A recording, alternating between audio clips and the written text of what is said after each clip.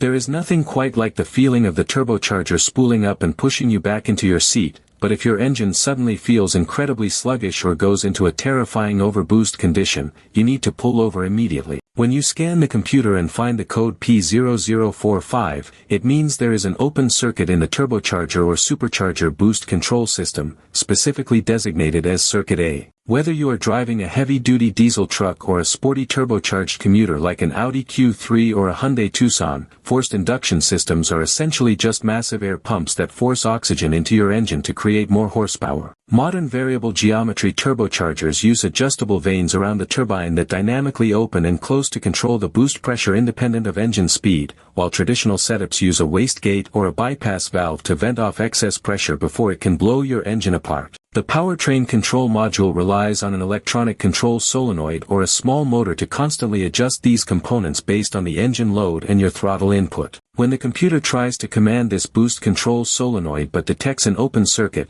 meaning the electrical path is completely broken, it triggers this code and illuminates your check engine light. This is a severe issue because an uncontrollable turbocharger can either completely kill your engine performance by dumping all the boost, or far worse, it can overboost the engine and cause catastrophic internal detonation that destroys your pistons. The very first thing you should do is pop the hood and visually inspect the entire turbocharger control system for any obvious loose electrical connections, completely severed wires, or cracked vacuum lines if your specific valve happens to be vacuum controlled. If everything looks visually intact, grab a bidirectional diagnostic scan tool and command the control solenoid to turn on and off while the engine is running at roughly 1,200 revolutions per minute. You should be able to hear the engine pitch change and see the sensor position data fluctuate on your screen, but if the numbers do not move at all, you have isolated the failure. Use your digital volt-ohm meter to check for a solid power and ground signal at the solenoid plug while the scan tool is actively commanding it to be on.